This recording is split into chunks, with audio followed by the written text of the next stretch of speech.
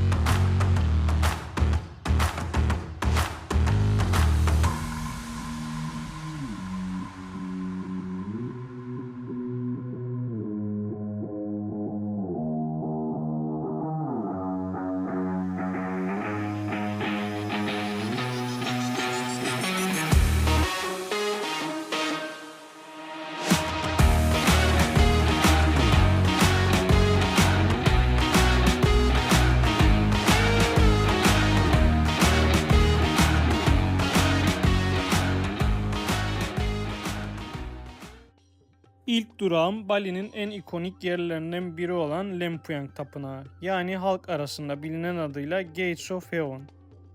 Sabah 6 gibi yola çıktım. Ubud'dan motorla gitmek yaklaşık 2 saat sürdü. Yol biraz virajlı ve orman içinden geçiyor ama manzaralar o kadar güzel ki zaman nasıl geçiyor anlamayacaksınız. Tapınağa vardığınızda sizi o meşhur kapı karşılıyor. Arka planda Agung Yanardağı varsa şanslısınız demektir. Bulutlardan görünmeyebilir. Fotoğraf çektirmek için biraz sıra beklemeniz gerekebilir ama kesinlikle değecek. Tapınak aslında büyük bir kompleksin parçası ve yukarıya çıkan 1700 basamak var ama çoğu kişi ilk bölümle yetiniyor. Fotoğraflık bölümü bu kısımda. Giriş ücretsiz ancak bağış bekleniyor. Girişte sarong giymek zorunlu.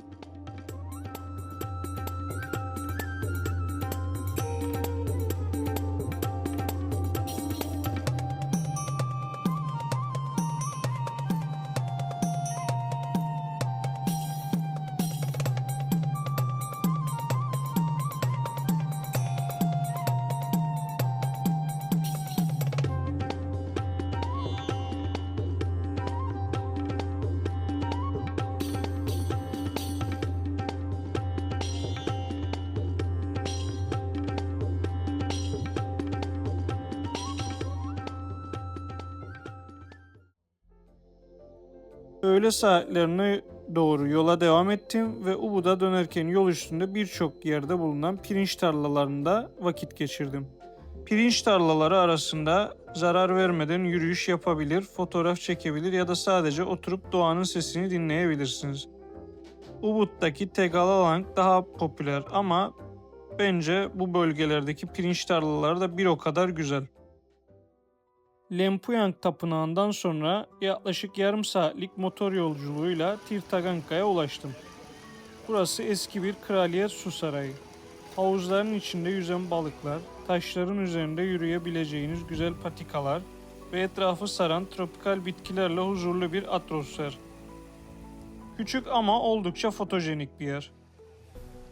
Çok sakin ve keyifli bir mola noktası.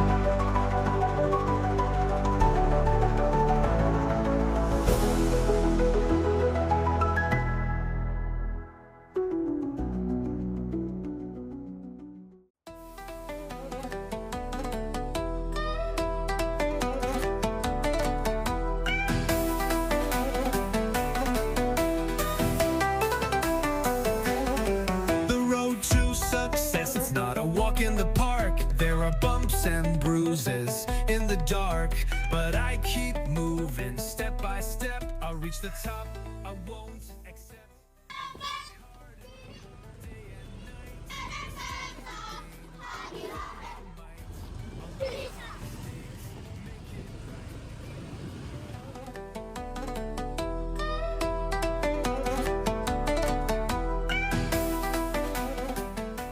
Günün son durağı ise Bali'nin en kutsal ve en büyük tapınağı olan Besakih Tapınağı.